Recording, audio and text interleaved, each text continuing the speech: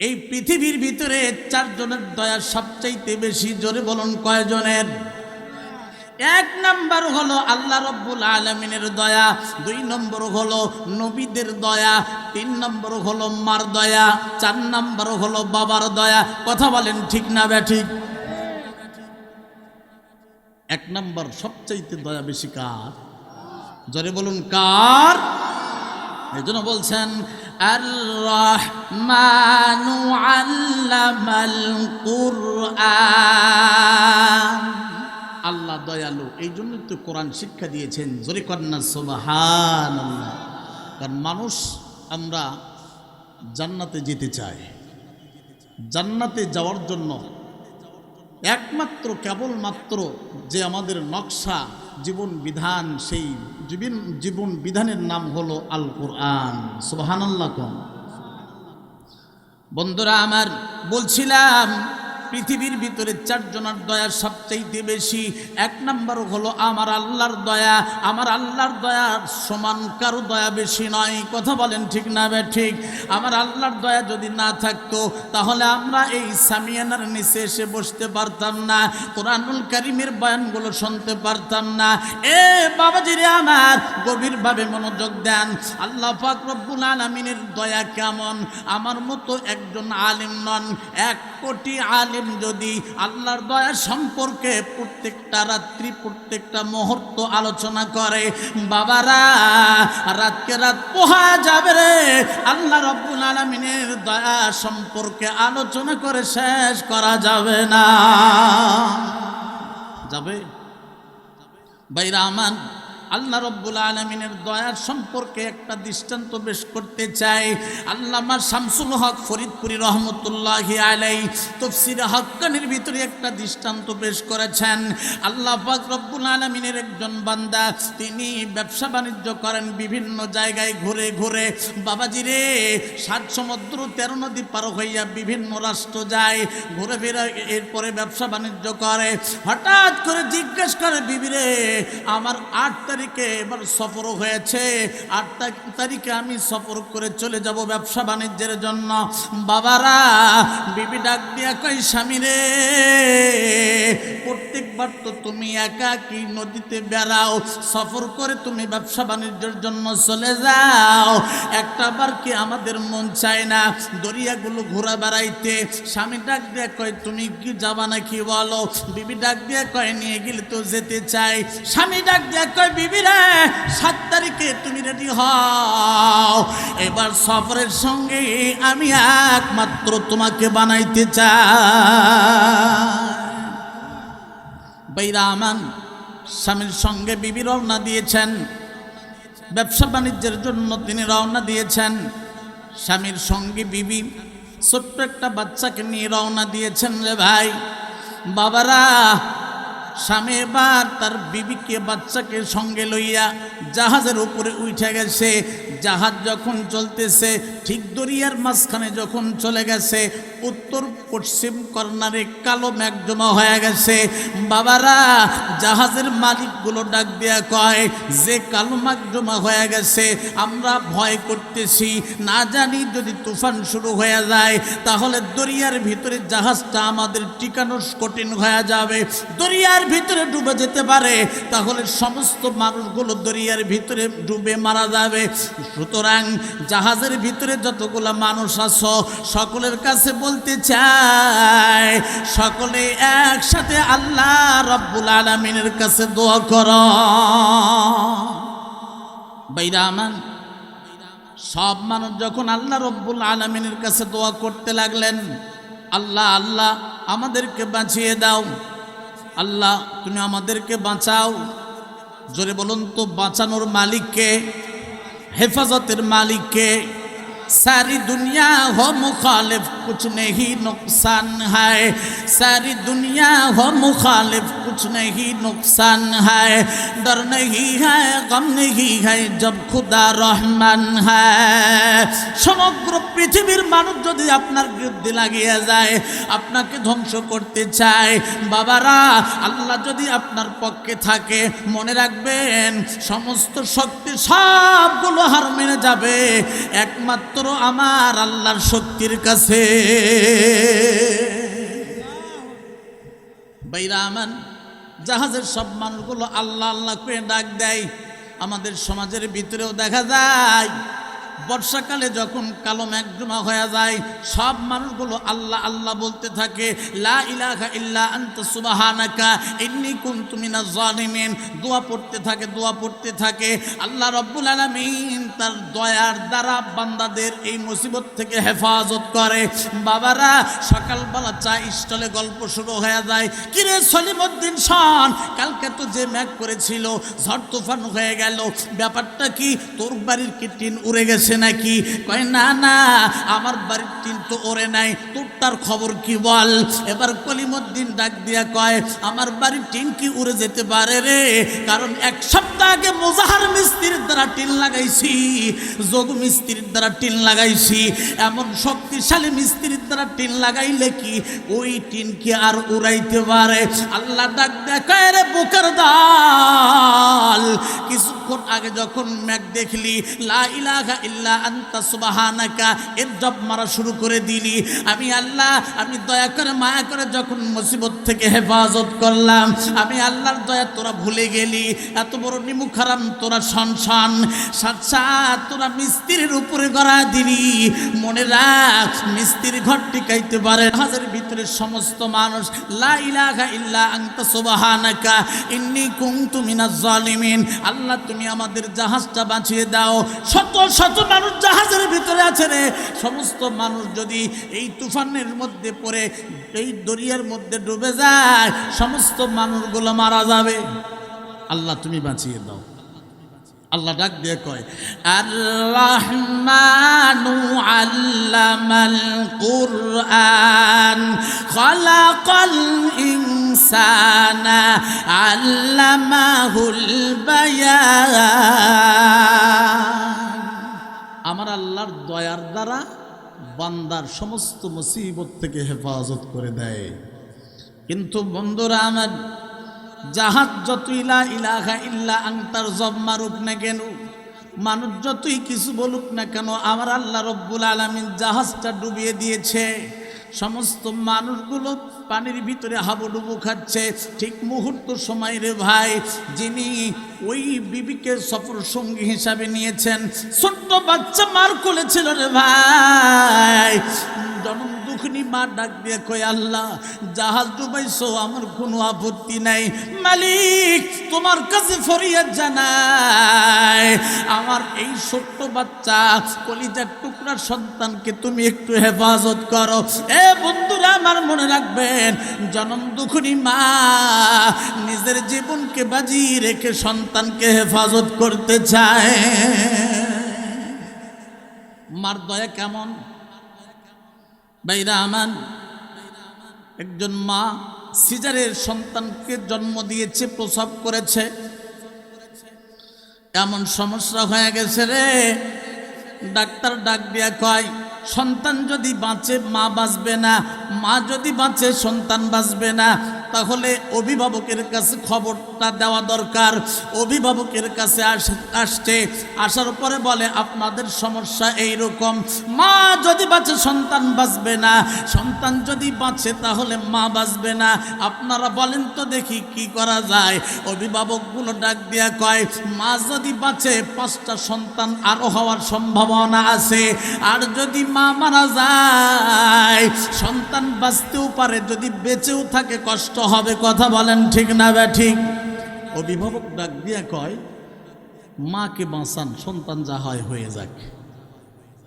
Doctor ডাক দিয়া কয়, ঠিক আছে, জনম দুঃখিনী মা যার পেটের ভিতরে কষ্ট করে ধারণ করে জন্ম দিয়েছে, ওই মার থেকে একটা কথা শোনা দরকার। ডাক দিয়া কয়, মা রে, তুমি তো 10 মাস 10 দিন গর্ভে রেখে কষ্ট করেছ। মা 10 মাস 10 দিন সন্তানকে পেটের ভিতরে রাইখা ভালোভাবে ঘুমাইতে পারে না, ভালোভাবে খাইতে পারে না, ভালোভাবে চিৎকার হইতে পারে না, কষ্ট হয়। মাকে যখন জিজ্ঞাসা করে, রে মা, তোমার সন্তান আর তোমার ভিতরে এমন সমস্যা দেখা গেছে, যদি তুমি বাঁচো তোমার সন্তান বাঁচবে না, যদি তোমার সন্তানকে বাঁচানো হয় তুমি বাঁচবা না। বলো তো দেখি এখন কি করতে পারি? জনম দুঃখী মা ডাক দিয়ে কয়, ডাক্তার সাহেব আমি আপনাদের কাছে অনুরোধ করে বলি, ডাক্তার সাহেব আমার জীবন চলে যেতে পারে রে, কিন্তু আমার সোনামণি সন্তানের ক্ষতি হতে দেব না। বাইরা আমান, জনম দুঃখিনী মা সন্তানের জন্য কার কাছে ফরিয়াদ করে? আল্লাহর কাছে। রব্বুল আলামিন সমস্ত মানুষগুলো পানির ভিতরে হাবুডুবু খাচ্ছে। আল্লাহ গো, আমার ছোট্ট সন্তান আমি কষ্ট করে লালন পালন করেছি, আল্লাহ তুমি আমার সন্তানকে একটু হেফাজত করিও। জনম দুঃখিনী মার দোয়া কিন্তু আল্লাহ ফেরত দেয় নাই। এ বন্ধুরা আমার মনে রাখবেন, মা বাবার মুখ কিন্তু মক্কা মদিনা। মা বাবার চেহারার দিকে একটা বার যদি মায়ের নজর দিয়ে তাকাও, খেদমত করা লাগবে না, আমল নামায় নেক জমা হয়ে যাবে। ও আমার বন্ধুগণ, এই জন্য ভালো করে মনে রাখবেন, মা বাবার সাথে কখনোই নাফরমানি করা যাবে না। মা ডাক দিয়ে কয়, আল্লাহ আমার সন্তানকে একটু হেফাজত করিও। আল্লাহ রব্বুল আলামিন মার দোয়া কবুল করেছেন। সামনে দেখতে পাই একটা তক্তা ভাসমান আস্তে আস্তে করে ওই মহিলার দিকে আসতেছে। ও আমার বন্ধুগণ, জনম দুঃখিনী মা কষ্ট করে সাঁতরাইয়া সাঁতরাইয়া ছোট্ট বাচ্চা, ওই বাচ্চাকে তক্তার উপরে উঠাইয়া নিজে মা ওই তক্তার উপরে উঠা গেছে। রব্বুল আলামিনকে ডাক দিয়ে কয়, আল্লাহ তোমার কাছে ফরিয়াদ করেছিলাম, তুমি আমার ফরিয়াদ কবুল করে আল্লাহ তুমি আমার সামনে তক্তা পাঠাইছো। এই জন্য আমি শুকরিয়া আদায় করে বলি, আলহামদুলিল্লাহি রাব্বিল আলামিন আর রহমানির রহিম। জোরে কন্যা আল্লাহু আকবার। জনম দুঃখিনী মা সন্তানকে তক্তার উপরে উঠাইয়া এবার আস্তে আস্তে করে পানি ঠেলে আর সামনের দিকে যায়। ডাক দিয়ে কয়, মালিক তুমি ছাড়া আমাদের তো আর কেউ নাই। চতুর্দিকে কোনো জাহাজ দেখা যায় না, কোনো কিচ্ছু দেখা যায় না রে মাওলা। মাওলা রে তুমি আমাদের হেফাজত করিও, তুমি ছাড়া আমাদের আর কেউ না। আস্তে আস্তে সামনের দিকে যায়। কিছু দূর যাওয়ার পর দেখা যায় কালো একজন কুশ্রী চেহারার অধিকারী একজন যুবক সাঁতরাইয়া সাঁতরাইয়া সামনের দিকে আসে। ডাক দিয়া কয়, মা তোমার তক্তার উপরে একটু কি আমারে জায়গা দিবানি? আমার তো অনেক কষ্ট হচ্ছে, চতুর্দিকে কোনো কুল কিনারা নাই, কোনো জাহাজ দেখা যায় না, কোনো লঞ্চ দেখা যায় না। মা তোমার তক্তার উপরে কি আমার একটু জায়গা দিবানি? ও আমার বন্ধুগণ, এবার মা ডাক দিয়া কয়, আমি ছোট্ট বাচ্চাকে নিয়ে তক্তার উপরে উঠে বসে আছি রে, তুমি যদি তক্তার উপরে ওঠো তক্তাকে আর টিকানো সম্ভব হবে না, পানির ভিতরে ডুবে আমরা সকলেই মারা যাব। এই জন্য তোমার তক্তার উপরে জায়গা আমি দিতে চাই না। যুবক ডাক দিয়া কয়, না না তক্তার উপরে আমাকে জায়গা দিতেই হবে। মা জায়গা দিতে চায় না, কিন্তু যুবক ছাড়ে না। শেষ পর্যন্ত সাঁতরাইয়া সাঁতরাইয়া তক্তার উপরে যখন উঠে গেল, ও আমার বন্ধুগণ, যুবক এবার চতুর্দিকে নজর দেয়, কোনো দিকে কোনো মানুষ নাই, কোনো দিকে কোনো জাহাজ দেখা যায় না, দরিয়ার মধ্যখানে রে ভাই। তখন ওই যুবকের ভিতরে হিংস্র পানির তোর স্বভাব ভেসে উঠল। যুবক ডাক দেয়া কয়, যুবতী শোনো, এই দরিয়ার ভিতরে আমি আর তুমি ছাড়া আর কেউ নাই, এই জায়গায় কেউ নাই, কোনো জাহাজ নাই, কোনো মানুষ নাই। সুতরাং যদি আমরা চাই আমার আর তোমার ভিতরে মিলন ঘটাইতে পারে, জোরে কন্যা নাউজুবিল্লাহ। যুবতী মহিলা ডাক দিয়া কয়, আজ যুবক শোন, কিছুক্ষণ আগে তো তুই আমারে মা বলে ডাক দিলি, কিন্তু এখন তুই মা ডাকার পর আবার আমার সাথে মিলন ঘটাইতে চাস, কারণ কি? ও আমার বন্ধুগণ, এখান থেকে কথা বলতে চাই রে ভাই, মা বলে যারা ডাক দেয় ধর্ম মা কোনোদিন আসল মা হতে পারে না। কথা বলতে হবে, ঠিক না বে ঠিক? ধর্ম মা কোনো দিন আসল মা হয়? আমাদের সমাজে অনেক ধর্ম আত্মীয় বানায়, ধর্ম মা বানায়, ধর্ম বোন বানায়, ধর্ম খালা বানায়, ধর্ম ভাই বানায়। ও আমার বন্ধুগণ, নিজের স্বজনের খবর নাই, নিজের বোনাইয়ের কোনো খবর নাই। ধর্ম বোন নিয়ে ব্যস্ত হয়ে গেছে, ধর্ম খালা নিয়ে ব্যস্ত হয়ে গেছে। বন্ধুরা আমার, গভীর মনোযোগ দিয়ে শোনা লাগবে। এবার যুবক মা বলে তক্তার উপরে কিন্তু উঠে গেছে। এরপর জন্ম দুঃখনি মা ডাক দেয়া কয়, তুমি কিছুক্ষণ আগে আমারে মা বলে ডাক দিলা, আর এই অল্প সময়ের ব্যবধানে তুমি আমার সাথে তোমার মনের কামভাব পূরণ করতে চাও। তোমার মতো খারাপ মানুষ তো আমি আল্লাহর জমিনে দেখি না। জন্ম দুঃখনি মার উপরে শুধু মুসিবত আর মুসিবত। ডাক দেয়া কয়, আল্লাহ, একজন নারীর জন্য সবচাইতে বড় সম্পদ মূল্যবান, সেটা হলো একজন নারীর হলো লজ্জাস্থান। কথা বলতে হবে, ঠিক না বেঠে? আল্লাহ, তোমার কাছে ফরিয়াদ করি, তুমি আমার সতীত্বকে হেফাজত করিও। আল্লাহ গো, তুমি ছাড়া তো এখানে আমার হেফাজত করনেওয়ালা কেউ নাই। ও আমার বন্ধুগান, যুবক ডাক দিয়া কয়, শোনো শোনো, এখানে কেউ দেখবে না, তোমার বাচ্চা আছে, এই বাচ্চার পা ধরে দরিয়ার ভিতরে নিক্ষেপ করতে চাই, তাহলে আর তোমার কোনো মায়া থাকবে না। আমার সাথে আসো, মনের কামভাবটা পূরণ করো, যা করা লাগে তোমাকে খুশি করার জন্য সব করতে রাজি রে, কিন্তু তুমি একটা বার আমার মনটারে খুশি বানাইয়া দাও। জোরে জোরে কন্যা নাউজুবিল্লাহ। বাইরা আমান, জনম দুঃখনি মা সন্তানকে নিয়ে এবার চিন্তায় পড়ে গেছে। যুবক কি করে? ইতিমধ্যেই যুবক ছোট্ট বাচ্চার পা ধরে দরিয়ার ভিতরে ফালাইয়া দিছে। জনম দুঃখনি মা চোখের পানি আর আটকাইতে পারে নাই রে বাবা।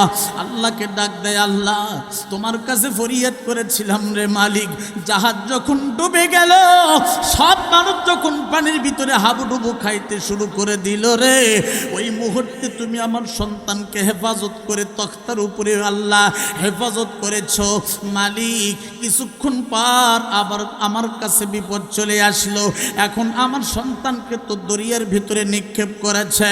আল্লাহ, তোমার কাছে ফরিয়াদ জানাই, আমার সন্তানকে তুমি হেফাজত করিও।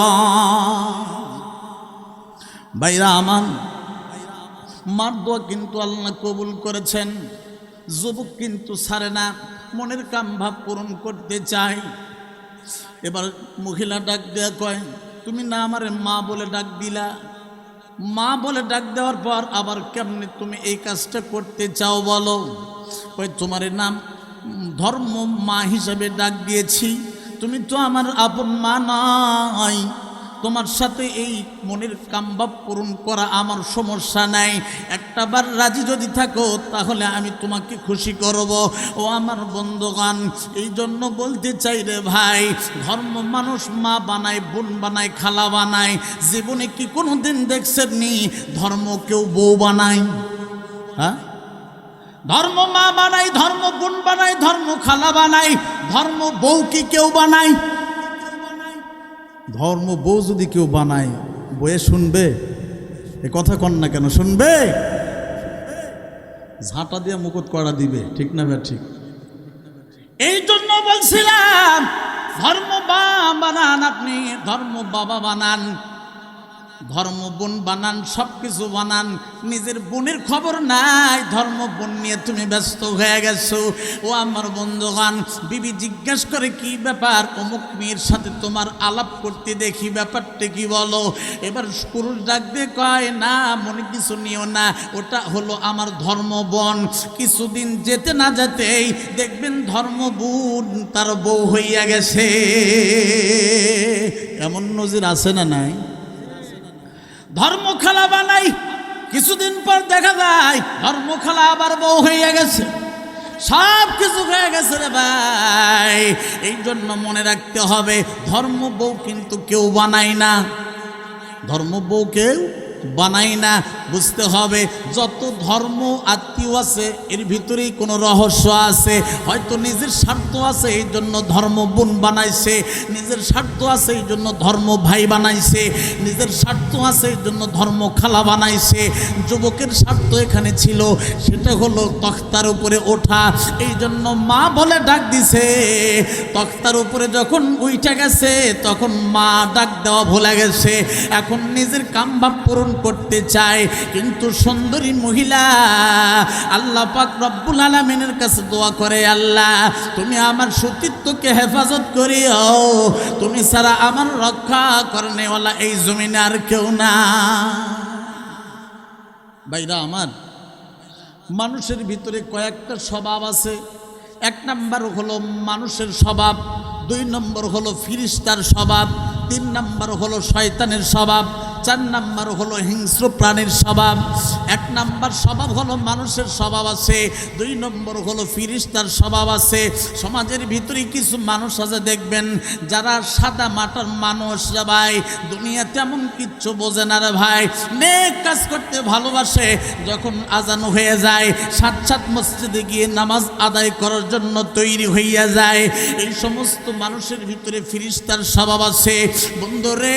আর সমাজের ভিতরে কিছু মানুষ দেখবেন যারা নিশায় করে সব সময় মাথা টাল করে থাকে। ও আমার বন্ধুগণ, ইবাদত বন্দেগী করতে চায় না, সব সময় তাদের কাছে খারাপ কাজটা করতে ভাল লাগে। বুঝতে হবে এদের ভিতরে শয়তানি স্বভাব আছে। আর যেই যুবকটা তখতার উপরে উঠছিল এই যুবকের ভিতরে হিংস্র প্রাণীর স্বভাব আছে। এই জন্য যুবক তখতার উপরে ওঠার পর তিনি সব কিছু ভুলে গিয়া ধর্ম মা ডাক দেওয়ার পর মার সাথে আবার জেনা করতে চায়। জোরে কন্যা নাউজুবিল্লাহ। ভাইরা আমার, আমার আল্লাহর দয়া আছে না নাই? কিরকম দয়া! ওই ছোট্ট বাচ্চা কিন্তু পানির ভিতরে, যুবকটা ছোট্ট বাচ্চাকে পানির ভিতরে ফালায়া দিছে। ছোট্ট বাচ্চা পানির ভিতরে আছে, কিন্তু সেখান থেকে কিভাবে আমার আল্লাহ হেফাজত করে একটু শুনবো তো ইনশাআল্লাহ। ভাইরা আমার, গভীরভাবে আমরা শুনতে চাই। আল্লাহ পাক রব্বুল আলামিন মার জাতির জন্য অতি সহজে জান্নাতে ঢোকার জন্য কত সুন্দর কথা জনাবে মুহাম্মদুর রাসূলুল্লাহ সাল্লাল্লাহু আলাইহি ওয়াসাল্লামের পবিত্র জবানের মাধ্যমে বলেছেন। আল্লাহর নবী বলেছেন, যদি কোনো মা মাত্র 4টা কাজ করতে পারে, ওই মা আল্লাহ রব্বুল আলামিনের জান্নাতের 8টা দরজা দিয়া যে কোনো দরজায় ইচ্ছা মতো প্রবেশ করতে পারবে। জোরে কন্যা সুবহানাল্লাহ। 1 নাম্বার মা বোনেরা গভীরভাবে শুনবেন রে মা। 1 নাম্বার হলো 5 ওয়াক্ত নামাজ, 2 নম্বর হলো রমজান মাসের রোজা, 3 নম্বর হলো স্বামীর খেদমত, 4 নম্বর হলো সতীত্বের হেফাজত। মারে, আপনি যদি 5 ওয়াক্ত নামাজ সুন্দরভাবে আদায় করতে পারেন, রমজান মাসের রোজা আদায় করতে পারেন, স্বামীর খেদমত করতে পারেন, আর নিজের সতীত্বের হেফাজত করতে পারেন, আল্লাহ রব্বুল আলামিন আপনাকে বিনা হিসাবে জান্নাত দান করবেন।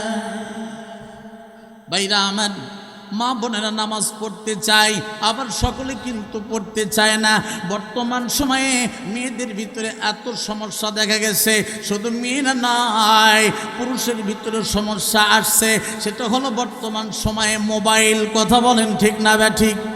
এই মোবাইলের কারণে ইবাদত বন্দিগির থেকে অনেক দূরে সরে চলে গেছে। যুবতী যারা আছে, যুবক যারা আছে, সব সময় ফেসবুক নিয়ে ব্যস্ত, টিকটক নিয়ে ব্যস্ত, লেখাপড়ার থেকে পর্যন্ত তারা দূরে সরে চলে যাচ্ছে। মা বাবা আশা করেছে আমার সন্তানকে আমি ইঞ্জিনিয়ার বানাবো, ডাক্তার বানাইতে চাই, আমি বড় কিছু একটা বানাইতে চাই। মা বাবার আশা কিন্তু আশাই থেকে যায়। সন্তান ফেসবুক আর ইউটিউবের পিছনে সময় ব্যয় করিয়া নিজের জীবনকে ধ্বংস করে দিচ্ছে রে ভাই। ও আমার বন্ধুগণ, এই জন্য আমি বলি বর্তমান সমাজের ভিতরে সবচাইতে বড় ক্যান্সার হলো টাচ মোবাইল। সারা রাত ফেসবুক আর টিকটক দেখে রাত পোহায়া দিচ্ছে। কথা বলেন ঠিক না বে ঠিক? রাত 2টা 3টা পর্যন্ত খালি মেসেঞ্জারে সেটিং করে চলে যাচ্ছে। রাত 10টা থেকে শুরু হয়েছে 2টা 3টা পর্যন্ত, 3টার পর ঘুমাইছে, এখন সকাল 11টা বেজে যায়, তারপরেও বেচারা আর ঘুম থেকে উঠতে পারে। ভাইরা আমার, মনে রাখতে হবে, এই জন্য টাচ মোবাইল এমন একটা মোবাইল রে ভাই, বর্তমান জামানার ভিতরে এটা ক্যান্সার রোগে আক্রান্ত হয়ে গেছে। ছোট্ট ছোট্ট বাচ্চারা দেখবেন, এরা টাচ মোবাইল ছাড়া আর কোনো কিচ্ছু কিন্তু বোঝে না। কথা বলেন ঠিক না বা ঠিক? আগে যারা নর্মালে জন্ম হয়েছেন, বাটন ফোন ভালোভাবে টিপতে পারেন না, হাতের ভিতরে নেন, কোনটা টিপ দিবেন এটাও এখন পর্যন্ত বুঝে আসে না। নাতি জিজ্ঞেস করে, দাদা এই যে দেখেন ফোন আসছে, আপনার ছেলে ফোন দিয়েছে ধরেন। এখন মুরব্বী চিন্তা করে, সর্বনাশ, সবুজটার টিপ দেবো না লালটার টিপ দেবো? এই টিপ দিবার যাইয়া লালটার টিপ করে কাটা চলে যায়। মুরব্বী কিন্তু টের পায় না, কানে ধরে কয় হ্যালো হ্যালো, কথা হচ্ছে না যে রে বা। মুরব্বীর খবর নাই, বাটন ফোন ভালোভাবে টিপতে পারে না। কথা বলেন ঠিক না বে ঠিক? আর যারা সিজারে জন্মগ্রহণ করেছে, এত বুদ্ধি, 10 মাস 15 মাসের বাচ্চা জেদ ধরেছে, কান্না শুরু করছে, মা দুধ দিচ্ছে, কান্দন থামে না, চকলেট দিচ্ছে, কান্দন থামে না, ললিপপ দিচ্ছে, কান্দন থামে না। যেই টাচ মোবাইল দিবেন সাত সাত কান্দ ভালো হয়ে গেছে। কি মেডিসিন দিয়ে তৈরি করছে রে ভাই? টাচ মোবাইল দেওয়া মাত্রই কান্দন বন্ধ হয়ে গেছে, আর কিচ্ছু লাগে না। ছোট্ট বাচ্চা দুধ পান করে, টাচ মোবাইলের দিকে চোখটা তার থাকে, খানা খায়, টাচ মোবাইল দেখে, শুধু মোটু পাতলো আর কার্টুন দেখতে দেখতে সময় পার করে। ও আমার বন্ধুগণ, এই বাচ্চাগুলো মোবাইলের প্রতি এত অভ্যস্ত হয়ে যাচ্ছে, এত নেশা তাদের তৈরি হয়ে যাচ্ছে। এই বাচ্চাগুলো যখন লেখাপড়া করতে যাবে রে ভাই, তখন মোবাইল কিন্তু ছাড়তে পারবে না, ফলে লেখাপড়া ঠিকভাবে করতে পারবে না। লেখাপড়া যদি ভালোভাবে করতে না পারে, কখনোই ভালো মানুষ হওয়ার সম্ভব না। তাহলে মোবাইল বর্তমান জমানার জন্য সবচাইতে বড় রোগ। কথা বলতে হবে ঠিক না বে ঠিক? শুধু ছোট বাচ্চারা দেখে তা কিন্তু নয়, বুড়া মানুষ পর্যন্ত এখন টাচ মোবাইল ছাড়া আর দেখে না। কতক্ষণ ঠিক না বে ঠিক? বুড়ি মানুষের কাছে এখন টাচ মোবাইল রে ভাই। যুবতীরা দেখে, যুবক দেখে, কিন্তু বুড়িরাও ছাড়ে না, বুড়ারাও ছাড়ে না। ওরা যদি দেখতে পারে, আমি কেন পারবো না? আমিও একটা নিব।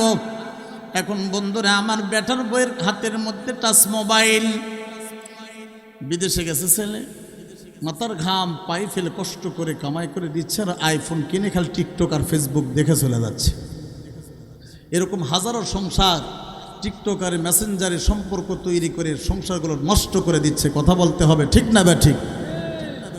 2 ছেলের মাও 3 ছেলের মাও মেসেঞ্জারে চ্যাটিং করে বার হয়ে চলে যাচ্ছে, সংসারে আগুন জ্বালায় দিয়ে যাচ্ছে। কথা বলতে হবে ঠিক না বে ঠিক? ভাইরা আমার, গভীরভাবে বুঝতে হবে সমাজ আজকে কোন দিকে যাচ্ছে। এখন আপনি দেখতেছি, আমার মেয়ে তো কারোর সাথে কথা বলতেছে না, আমার ছেলে তো কারোর সাথে কথা বলতেছে না। এখন কথা বলার যুগ নাই রে ভাই। এখন খালি এই মেসেঞ্জার খালি চ্যাটিং করবে, আপনি খবরই পাবেন না। আপনি দেখবেন ছেলের জন্য স্ত্রী ঠিক করেছেন, একটা বউ ঠিক করেছেন, পর দেখবেন ওই ভিতর দিয়ে আরেকটা ঠিক করা আছে। মেয়ের জন্য একটা ছেলে ঠিক করছেন, ভিতর দিয়ে আরেকটা ঠিক করা আছে।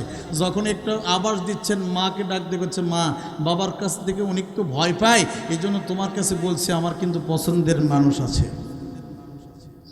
বন্ধুরা আমার, এই জন্য মোবাইল কিন্তু এই সমাজকে অধঃপতনে নিয়ে যাচ্ছে। কথা বলতে হবে ঠিক না বে ঠিক? মোবাইলের ভালো দিক আছে, খারাপ দিকও আছে। যদি আমরা ভালোভাবে ব্যবহার করতে পারি তাহলে অনেক ভালো, আর ভালোর চাইতে খারাপের দিকটাই বেশি আমাদের কাছে। কারণ আজকে এটা স্ট্যাটাসে পরিণত হয়ে গেছে। যদি আপনার সন্তানের হাতে ভালো ফোন না থাকে, কয় পরিবেশই নেই, জেদ ধরেই মোবাইল নেবে, এই তো অবস্থা। এই জন্য আমি বলি, জামানা মোবাইলে খাইছে, জামানা মোবাইলে খাইছে, ঠিক না বে ঠিক? জোরে বলেন সবাই, জামানা মোবাইলে খাইছে, জামানা মোবাইলে খাইছে। অল্প বয়সের পোলা মাইয়া, অল্প বয়সের পোলা মাইয়া প্রেমে জড়াইছে, জামানা মোবাইলে খাইছে, জামানা মোবাইলে খাইছে, জামানা মোবাইলে খাইছে, জামানা মোবাইলে খাইছে। অল্প বয়সের ছেলে মেয়ে ফ্রি ফায়ার খেলে সুপা দাবাইছে, জামানা মোবাইলে খাইছে, জামানা মোবাইলে খাইছে। ঠিক না বেঠে? ইউক্যালিপটাস গাছের ভিতরে বসে খালি এরকম করে টিপে কিরে কি কয়, আর খালি কিছুক্ষণ পর পরে ধর ধর ধর ধর গেল গেল গেল গেল গেল। চিন্তা করেন হঠাৎ করে রাত 10টার সময় এরকম আওয়াজ দেয়, কে সমস্যা নাকি? পরে দেখেন যে ওরা ফ্রি ফায়ার খেলতেছে, একজন আরেকজনের সাথে এরকম কথা বলতেছে। কথা বলেন ঠিক না বেঠে? অল্প বয়সের পোলা মাইয়া ফ্রি ফায়ার খেলে সুপা ডাবাইছে, জামানা মোবাইলে খাইছে, জামানা মোবাইলে খাইছে। রেডিও থুইয়া ট্যাব এলো, ট্যাব থুইয়া টিভি, টিভি থুইয়া মোবাইল আসলো, যা খুশি তা পাবি। রেডিও থুইয়া ট্যাব এলো, ট্যাব থুইয়া টিভি, টিভি থুইয়া মোবাইল আসলো, যা খুশি তা পাবি। আরে টিভির পর্দায় যাহা আছে মোবাইলে তা আছে, আরো কত আজে বাজে ভিডিও দেখতাছে, আরো কত আজে বাজে ছবি দেখতাছে, আরো কত আজে বাজে জিনিস দেখতাছে। ওই সমস্ত জিনিস দেখা, ওই সমস্ত জিনিস দেখা নিশায় মেতেছে, জামানা মোবাইলে খাইছে, জামানা মোবাইলে খাইছে। কথা বলেন ঠিক না বেঠে? কাছে বলতে চাই রে মা, আপনারা যদি 4টা কাজ করতে পারেন আল্লাহ রাব্বুল আলামিনের জান্নাতে যাওয়া বড় সহজ হয়ে যাবে। 1 নাম্বার হলো 5 ওয়াক্ত নামাজ, 2 নাম্বার হলো রমজান মাসের রোজা, 3 নাম্বার হলো স্বামীর খেদমত, 4 নাম্বার হলো পর্দা করা। ওই নারী আল্লাহ পাক রব্বুল আলামিনের জান্নাতে চলে যাবে। জোরে কন্যা সুবহানাল্লাহ। ও আমার বন্ধুগণ, কথাগুলো মনে রাখতে হবে আমাদের। একটু সামনের দিকে চলি। আল্লাহর বান্দি তখতার উপরে আছে, যুবক কিন্তু তার মনের কামভাব পূরণ করতে চায়। মনে আছে না নাই? যুবক চায় তার মনের আশাটা পূর্ণ করতে, কিন্তু আল্লাহর বান্দি ডাকবে কয়, আল্লাহ তুমি আমার সতীত্বের হেফাজত করিও। আল্লাহ রব্বুল আলামিন আল্লাহর বান্দির দোয়া কবুল করেছেন। জোরে কন্যা সুবহানাল্লাহ। ভাইরা আমার, কিভাবে কবুল করেছেন? ভাই এমন তুফান দিয়েছে, 7 তুফানের কারণে ওই তখতা ডুবে যুবককে আল্লাহ পাক এমন একটা পোল্ট্রি খাওয়াইছে, যুবক 7 পানির ভিতরে ডুবে মারা গেছে। আর আল্লাহর বান্দি আল্লাহ পাক তাকে হেফাজত করেছেন, ভাসমান। তিনি ভাসতে ভাসতে রওনা দিছে। হঠাৎ করে দেখা যায় একটা জাহাজ আসতেছে। আল্লাহ পাক রব্বুল আলামিন ওই জাহাজের মানুষের মাধ্যমে আল্লাহর বান্দিকে হেফাজত করেছেন। জোরে কন্যা সুবহানাল্লাহ। আল্লাহর বান্দি ডাকতে কয়, আল্লাহ আলহামদুলিল্লাহি রাব্বিল আলামিন, তোমার শুকরিয়া আদায় করি, কিন্তু আল্লাহ একটা কথা বলতে চাই, আমার সন্তান এই দরিয়ার ভিতরে আছে। ওই যুবকটা আমার সন্তানের পা ধরে দড়ির ভিতরে নিক্ষেপ করেছে। আল্লাহ গো, আমি চাই আমার সন্তানকে তুমি আমার বুকে ফেরত দিয়ে দাও। আমার ভাইরা গভীর মনোযোগ দিয়ে শোনেন।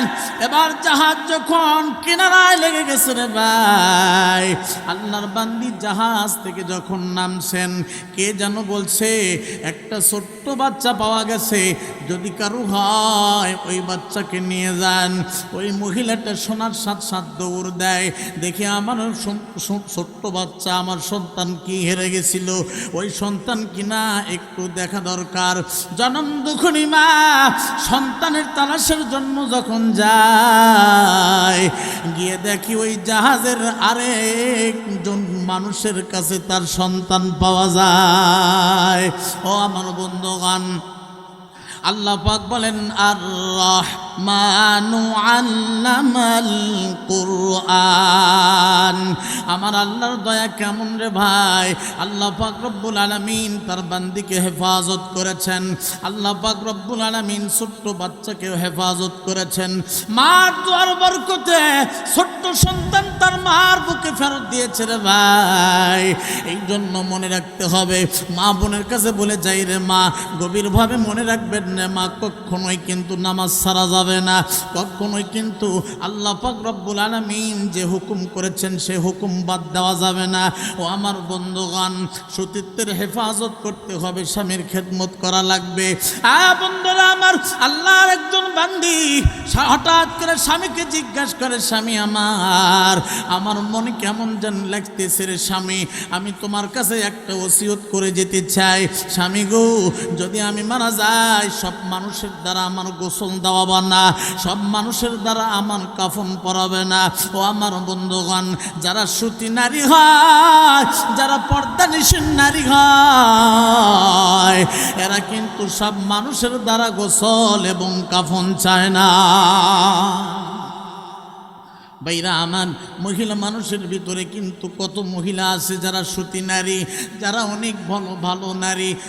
বন্ধুরা আমার, যারা ভালো মানুষ, এদের গোসল কাফনের ব্যবস্থা করতে হবে ভালো মানুষের দ্বারা। আল্লাহর বান্দী স্বামীকে ডাক দিয়ে, স্বামী আমার সন্তানদেরকে ডাক দাও, আমি সবার সামনে একটা ওসিয়ত করে যেতে চাই। স্বামী গো, আমি যদি মারা যাই আমার গোসল কোনো একজন দিনদার পরহেজগারের নারীর দ্বারা করাবা, আমার কাফনটা ওই রকম পর্দানিশীল একজন মহিলার দ্বারা করাবা। হঠাৎ করে দেখা যায় আল্লাহর বান্দি চিরতরের জন্য বিদায় নিয়ে চলে গেছে। স্বামী ডাক দিয়ে কয়, ছেলেরা আমার শোনো, তোমার মা তো ওসিয়ত করে গিয়েছিল যদি মারা যায় তার গোসল কিন্তু সব নারীর দ্বারা সে করায়া নিতে চায় নাই, গোসল এবং কাফনটা সব নারীর দ্বারা করে নিতে চায় নাই। বন্ধুরা আমার, এই সময়ে দেখা যায় যারা নামাজ পড়ে না, রোজা রাখে না, পর্দা করে না, মানুষ মারা গেলে মল্লিশ খাওয়ার জন্য, মিলাদ খাওয়ার জন্য, গোসল দেওয়ার জন্য দৌড় দেয়। ও আমার বন্ধুগণ, মনে রাখবেন, ভালো মানুষ যদি মারা যায় ভালো মানুষের দ্বারা গোসল দেওয়াবেন, কাফন পরাবেন। আল্লাহ রব্বুল আলামিন ওই নেককার নারী কবরে যাওয়ার সাথে সাথে কবরটা জান্নাতের টুকরা হয়ে যাবে। ভাইরা আমার, আল্লাহর বান্দি ওসিয়ত করেছেন। স্বামী ডাক দিয়ে কয়, ছেলেরা আমার শোনো, তোমার মার ওসিয়ত তো এখন পূরণ করা লাগবে। ছেলেরে একটু খোঁজ খবর নিয়ে দেখ, এলাকার ভিতরে কোনো পর্দানিশীল মা আছে কিনা একটু খোঁজ খবর নিয়ে দেখ। ছেলেরা আবার খোঁজ খবর নেওয়া শুরু করলো। ইমাম সাহেবকে জিজ্ঞেস করে, হুজুর এই এলাকার ভিতরে দিনদার পরহেজগার একজন নারী আসেনি আপনার খোঁজে? যদি বলতে পারেন তাহলে ওই নারীর আমার একটু প্রয়োজন ছিল। ইমাম সাহেব ডাক দিয়া কয়, অমুক এলাকার ভিতরে একজন দিনদার পরহেজগার নারী আছে রে, যার কাছে গেলে তুমি হয়তো তার কাছ থেকে তোমার প্রয়োজনটা পূরণ করতে পারবা, আমি আশা করছি। এবার যুবক চলে যায়, ডাক দেখো, মা আপনার কাছে আসছি আমার একটা প্রয়োজনের উদ্দেশ্যে। মা রে, আমার মা কিন্তু ইন্তেকাল করে চিরতরের জন্য বিদায় নিয়ে চলে গেছে। মা, আমার মা ওসিয়ত করে গিয়েছিল, যখন আমি এই পৃথিবীর থেকে চিরতরের বিদায় নিয়ে চলে যাব, আমার গোসল কিন্তু সব নারী দ্বারা করায়া নিবে না, আমার কাফন কিন্তু সব নারী দ্বারা করায়া নিবে না। যে নারী দিনদার পরহেজগার, 5 ওয়াক্ত নামাজ আদায় করে, রমজান মাসের রোজা রাখে, ও আমার বন্ধুগণ স্বামীর খেদমত করে, লজ্জাস্থানের হেফাজত করে, পর্দা করে, এমন নারী দ্বারা আমার গোসল দেওয়া বা এমন নারী দ্বারা আমার কাফনের কাফন পরাবা। ও আমার বন্ধুগণ, মারে এই জন্য আপনার খোঁজ করার জন্য আসছি। মা একটু মেহেরবানি করে আমার মার গোসল দেওয়ানোর জন্য যদি যেতেন তাহলে আমরা খুশি হইতাম। বন্ধুরা আমার, আল্লাহর বান্দা ডাক দিয়ে কয়, আরে বেটা চল যায়, তোর মার গোসল দেওয়ানোর জন্য যায়। বাবারা, এবার মহিলা চলে আসছে গোসল দেওয়ানোর জন্য। ও আমার বন্ধুগণ, আল্লাহর বান্দি গোসল দেওয়ায়, কিন্তু বাবারা আমাদের সমাজের ভিতরে মুসলমান নারী যখন মারা যায় পর্দার ভিতরে কিন্তু তার গোসল কাফন চলে। কথা বলেন ঠিক না বেঠে? হিন্দু মানুষ যদি মারা যায় এরকম কি পর্দার কোনো বিধান আছে? ছেলেই আগে সর্বপ্রথম তার শরীরে আগুন দেয়। কথা বলতে হবে ঠিক না বেঠিক? আমার ভাইরা, এবার আল্লাহর বান্দি চলে আসছে পর্দার ভিতরে। যখন গোসল দেওয়ায়, কাফন পরায়া দেয়, ইতিপূর্বে দেখতেছেন এরকমভাবে যখন গোসল দেওয়া দেয় হঠাৎ করে তার একটা ভিতরের সন্দেহ শুরু হয়ে যায়। এই মহিলাকে আমি একদিন একজন যুবকের সাথে হাঁটতে দেখেছিলাম। আমার ভিতরে সন্দেহ হয়েছিল, না জানে এই বান্দিটা অমুক ছেলের সাথে কোনো কিছু ঘটাইছে কিনা। এমন তহমত শুরু হয়ে গেছে ভিতরে রে বাবা। এমন তহমত শুরু হওয়ার কারণে আল্লাহর বান্দির রানের ভিতরে একটা থাবা লাগায়া দিছে। আহারে, এত সুন্দর রান তুমি স্বামী বাদ দিয়া কাউরে দেখাইলা। এমন সন্দেহ পোষণ করার সাথে সাথে আল্লাহর বান্দির হাত মৃত নারীর দেহের সাথে আটকে গেছে। এবার আল্লাহর বান্দি আশ্চর্য হয়ে গেল, কি ব্যাপার, মরা মানুষের শরীরের সাথে আমার হাতটা আটকে গেল। বহুত ঝাঁকাঝাঁকি করলো কিন্তু হাতটা খুলতে পারলো না। বাবারা, আরেকজন মহিলা ছিল, তাকে ডাক দিয়া কয়, কি ব্যাপার, আমার হাতটা তো মৃত্যু মহিলার দেহের সাথে আটকে গেছে। আমি হাজার চেষ্টা করার পরও হাতটা খুলতে পারছি না, এখন বুদ্ধি কি? এখন ডাক দিয়া কয়, শন শন শন, বুদ্ধি এখানেও কোনো কিচ্ছু নাই। এই মৃত্যু মহিলা স্বামী এবং ছেলেদেরকে ডাক দে। কিন্তু মুহূর্তের ভিতরে এই খবরটা এলাকার ভিতরে ছড়িয়ে গেল। ও আমার বন্ধুগণ, এমন কিছু খবর আছে বাতাসের আগে দৌড়ায়। কথা বলেন ঠিক না বেঠে? আল্লাহর বান্দির হাত ওই মৃত্যু মহিলার দেহের সাথে যখন আটকে গেল, একজন দুজন করে জানতে জানতে এলাকার ভিতরে সরে গেল। মুহূর্তের ভিতরে শত শত মানুষ, হাজার হাজার মানুষ ভিড় জমাইল দেখার জন্য। মৃত্যু মানুষের শরীরের সাথে হাত আটকে যায়, এমন ঘটনা তো কোনো দিন দেখি নাই, শুনিও নাই। আজকে তো শুনতেছি, দেখা দরকার। বাবারা, সব মানুষ যখন জমা হয়ে গেছে, জিন্দা মহিলার স্বামী আসছে, মৃত্যু মহিলার স্বামীও হাজির হয়ে গেছে। জিন্দা মহিলার স্বামী ডাক দিয়ে কয়, ভাই, আপনার স্ত্রী তো মারা গেছে, আপনার স্ত্রীর শরীরের গোস্ত কেটে আমার বিবির হাতটা রক্ষা করতে চাই। এখন মৃত মহিলার স্বামী ডাক দেয়, কয়, এমনি মরা গেছে, আবার মরা মানুষের উপর আজাব, না না এইগুলো হবে না, আমি আমার স্ত্রীর শরীর কাটতে দিব। এখন বুদ্ধি কি? বুদ্ধি কি? এখন ওই স্বামী ডাক দেয় কয়, যে মহিলা জিন্দা, যার হাত আটকে গেছে, তাকে জিজ্ঞেস করে, আপনার বিবির হাত কাটা নিয়ে যান। ভাইরা আমার, দুইজনের ভিতরে কিন্তু দ্বিধাদ্বন্দ্ব চলে। পরামর্শক্রমে ডাক দেয়া কয়, বিশাল বড় একটা জটিল ঘটনা ঘটে গেছে, আমাদের সময় এইগুলো সমাজতা করা সম্ভব হবে না। ইমাম সাহেবদেরকে ডাক দাও, মাদ্রাসার হুজুরদেরকে ডাক দাও। হুজুর সাহেবরা আসছে, ইমাম সাহেবগুলো আসছে। বাবারা, কোনো হুজুর সাহেব কিন্তু সমাধান করতে পারে নাই, ইমাম সাহেব কিন্তু সমাধান করতে পারে নাই। শেষ পর্যন্ত হুজুরগুলো পরামর্শ করার পর ডাক দিয়ে কয়, আমাদের জানা মতো একজন আল্লাহওয়ালা মানুষ আছে রে, ওই মানুষটা ছাড়া এর সমাধান কেউ দিতে পারে না। ওই মানুষটার নাম হলো ইমাম মালিক রহমতুল্লাহি আলাইহি। জোরে জোরে কন্যা সুবহানাল্লাহ। ও আমার বন্ধুগণ, হুজুর সাহেবরা এবার যখন ইমাম মালিক রহমতুল্লাহি আলাইহি ওনার কাছে খবর ছড়ায়া দিলেন, ইমাম মালিক রহমতুল্লাহি আলাইহি আসলেন। হুজুর, এমন অবস্থা তো ঘটে গেছে হুজুর, হুজুর আল্লাহর একজন জিন্দা মহিলার হাত মরা মানুষের দেহের সাথে আটকে গেছে, কিন্তু কোনোভাবেই হাতটা খোলা সম্ভব হচ্ছে না। আমরা ইমাম সাহেব পর্যন্ত অনেক চেষ্টা করছি, খুলতে পারি নাই। অনেক হুজুর চেষ্টা করেছে কিন্তু কেউ খুলতে পারে নাই। হুজুর আপনি যদি মেহেরবানি করে একটু চেষ্টা করেন তাহলে আমরা সকলেই কৃতজ্ঞতা আদায় করব। হুজুর এবার ডাক দিয়ে কয় বাবা রে শোন, আমি কোরআনুল কারীম থেকে একটু চিন্তা ভাবনা করে দেখি কোন কারণে আল্লাহর বান্দির হাত মৃত মহিলার দেহের সাথে আটকে গেল। ইমাম মালিক রহমতুল্লাহি আলাইহি তিনি কোরআন শরীফের ভিতরে নজরটা দিয়ে দিলেন, গভীরভাবে নজর দেয়, কিন্তু চিন্তা করতে করতে তার স্মরণ পড়ে না। হঠাৎ করে দেখতেছেন একটা মাত্র তথ্য পাওয়া যায়, ওই তথ্য অনুযায়ী আল্লাহর বান্দির হাতটা মৃত মহিলার দেহের সাথে আটকে গেছে। জোরে কন্যা মারা হওয়া। সেই তথ্য কি? والذين يرمون المحصنات ثم لم يأتوا بأربعة شهداء فاجلدوهم 80 جلدة ولا تقبلوا لهم شهادة أبدا।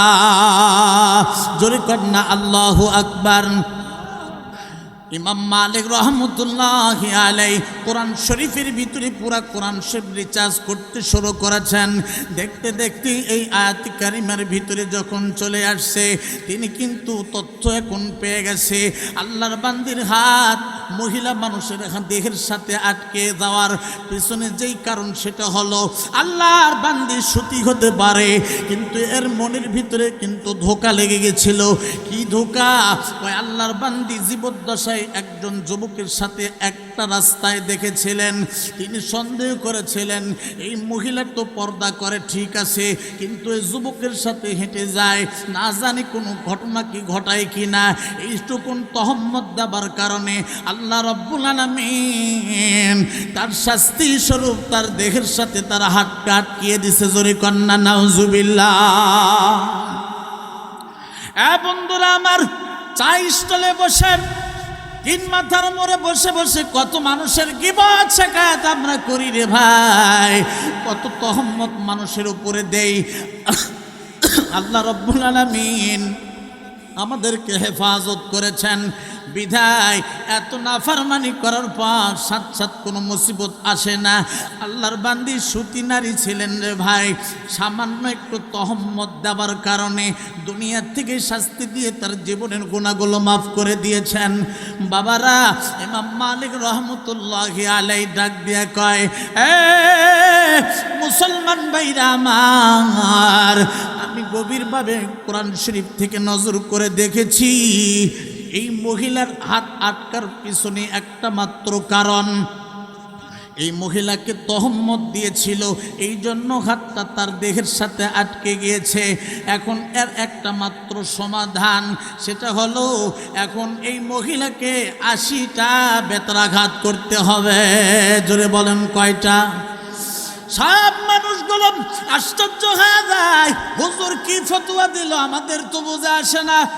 মন্দির হাতটা দেহের সাথে আটকে গিয়েছে, কিন্তু 80টা বেত্রাঘাত করলে হাতটা কি খুলবে নাকি, এটা তো আমাদের বুঝে আসে না। ও আমার বন্ধুগণ, কোরআন শরীফের বহু কথা আছে যেগুলো অনেক সময় আমাদের বুঝে আসে না, কিন্তু বুঝে আসুক আর না আসুক সবগুলো আমাদের বিশ্বাস স্থাপন করতে হবে। কথা বলেন ঠিক না বেঠে? ভাইরা আমার, এমন এমন আয়াতি কারিমা আছে যেগুলোর অর্থ সহজে আমরা বুঝতে পারি না, কিন্তু মুফাসসিরিনে কেরাম কিন্তু এর ব্যাখ্যা করেছেন, তাফসীর করেছেন। এইগুলো যখন দেখব তখন আমরা যদি বুঝতে না পারি, কোনো মুহাক্কিক আলিমের শরণাপন্ন হব, তখন তারা কিন্তু সুন্দরভাবে বোঝায়া দিবেন। তখন আমরা ওইভাবে যদি জীবন পরিচালনা করতে পারি রে ভাই, আল্লাহ রাব্বুল আলামিন অতি সহজে আমাদের জন্য জান্নাতের রাস্তা সহজ করিয়ে দিবে। জোরে কন্না সুবহানাল্লাহ। বন্ধুরা আমার, আল্লাহর বান্দির হাত দেহের সাথে লাগিয়ে আছে। ইমাম সাহেব ফতুয়া দেয় 80টা বেত্রাঘাত করলে হাতটা খুলে যাবে। সব মানুষগুলো আশ্চর্য হয়ে যায়, কি ব্যাপার, এমনি তো তার মুসিবত রে ভাই, মরা মানুষের দেহের সাথে জিন্দা মানুষের হাতটা আটকে গেছে, এখন আবার ফতুয়া আসছে তার শরীরের উপরে 80টা বেত্রাঘাত করা লাগবে। দেখি তো দেখি, ইমাম মালিকের ফতুয়ায় দেখি 80টা বেত্রাঘাত করার পর যদি হাতটা না খোলে, আমরা সকলেই এখান থেকে তাকে ভণ্ড বলে আমরা প্রচার করতে চাই। ও আমার বন্ধুগণ, ইমাম মালিক ডাক দিয়ে কয়, এখানে সবচেয়ে শক্তিশালী যুবক কে আছো, আমার সামনে আসো। একজন নওজোয়ান যুবক সামনে চলে আসলেন, ডাক দিয়ে কয়, যুবক রে, এই বান্দির দিকে কোনো দয়া মায়া করা যাবে না, তোমার যত দেহের ভিতরে শক্তি আছে সমস্ত শক্তি একত্রিত করে আল্লাহর বান্দির শরীরে 80টা বেত্রাঘাত করবা।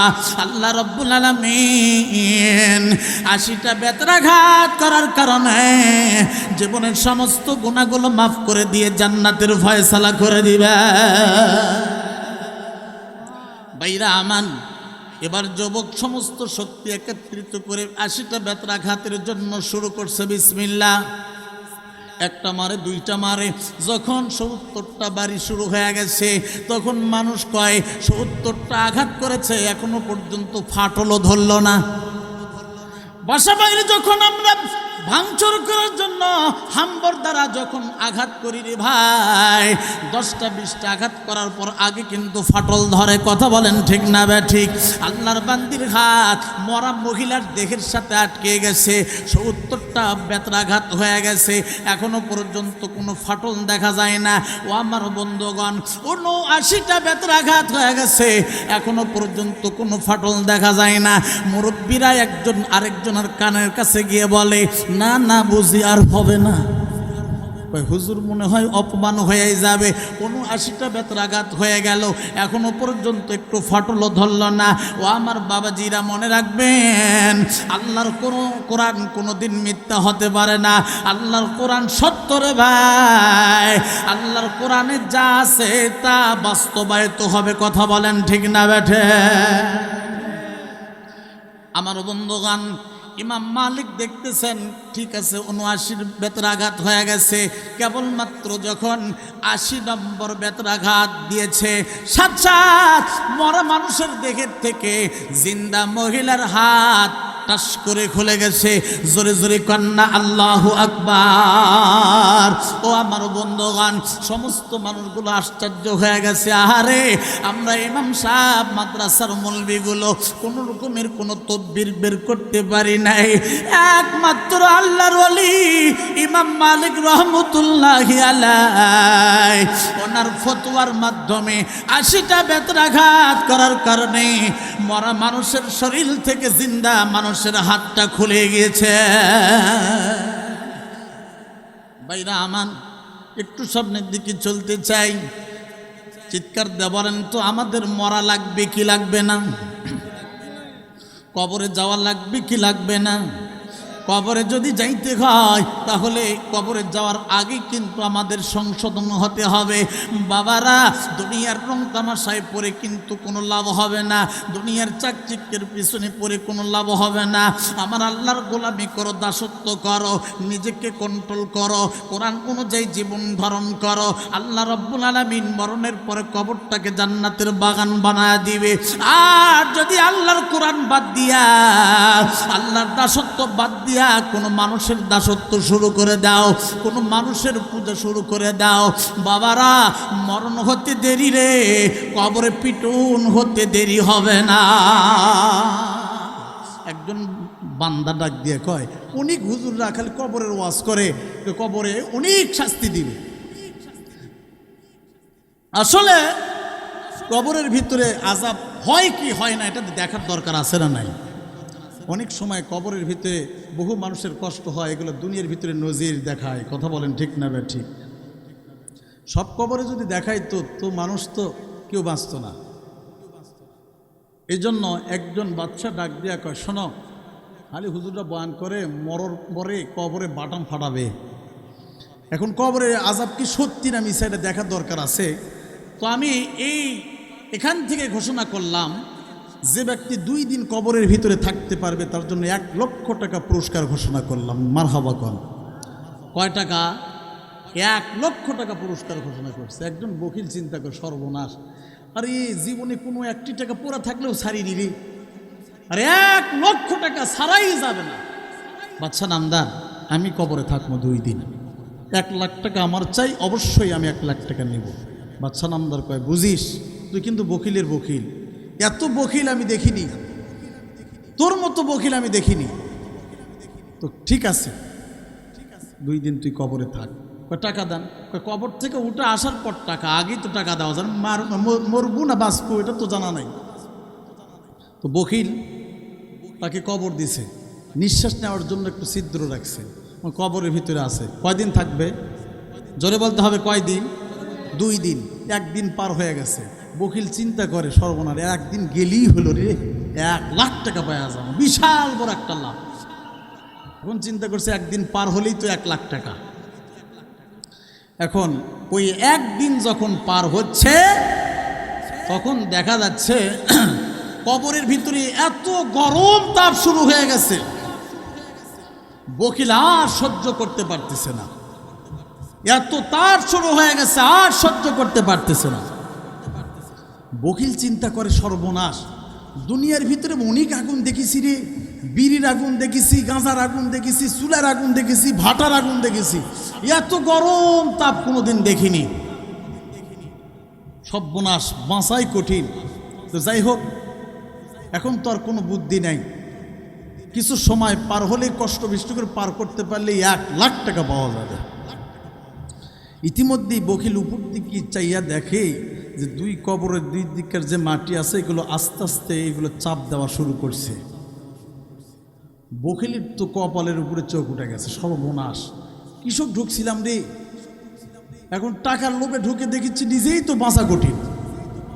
বন্ধুরা আমার, বকিল এবার চিল্লানি শুরু করে দিছে, এত বড় কষ্ট আর সহ্য করা যায় না। কবরের 2 পাশের মাটি যখন আস্তে আস্তে চাপ দেওয়া শুরু করে দিছে রে, হঠাৎ করে দেখে বকিল উপর দিকে একটা কাক তার 2টা পাখা দিয়া তাকে কোলের ভিতরে নিয়ে হেফাজত করেছে। জোরে কন্যা সুবহানাল্লাহ। মাটি জিজ্ঞেস করে, কাক কি ব্যাপার? এত সবচাইতে বড় বকিল, একে শাস্তি দিতে হবে, তার কারণ টাকার বিনিময়ে সে কবরে আসছে এখন শাস্তি দেখার জন্য। আসলে কবরের আযাব সত্য না মিছা প্রমাণ করার জন্য সে ঢুকছে। কিন্তু এই বকিল যদি বের হইয়া যায়, কোনো রকমের কোনো শাস্তি না দেখে, তাহলে এই তো দুনিয়ার ভিতরে ছড়ায়া দিবে, কবরে কোনো রকমের কোনো আযাব নাই, শাস্তি নাই, এইরকম ছড়ায়া দিবে, কেন দেবে না? বন্ধুরা আমার, এই জন্য শাস্তির ফয়সালা আমার আল্লাহ রাব্বুল আলামিন করেছেন। হঠাৎ করে একটা কাক 2টা পর দিয়া মাটিকে এমনভাবে ধরে ওই মানুষটাকে কোলের ভিতরে নিয়ে হেফাজত করেছেন। আল্লাহর বান্দার সময় যখন পার হয়ে গেছে, উপর থেকে যারা কবর দিয়েছিল কবর খনন করে বকিল বান্দাকে উপরে উঠাইছে। দেখে ওর চিপ বয়ে বয়ে ঘাম পড়তেছে। জিজ্ঞাসা করে, কি ব্যাপার বকিল?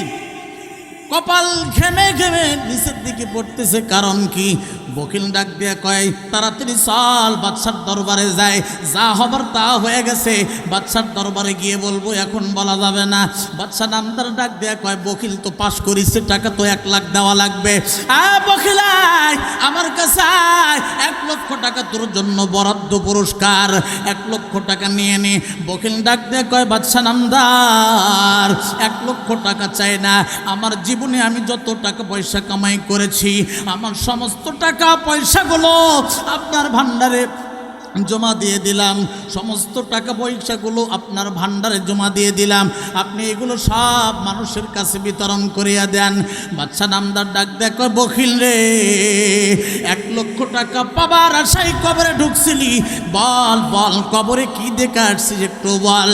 বকিল ডাক দেখো, বাদশা নামদার, একদিন তো ভালোই ভালোই কাটছিল, যখনই 2য় দিন শুরু হয়ে গিয়েছিল তখন দেখি কবরের ভিতরে অনেক তাপ শুরু হয়ে যায়।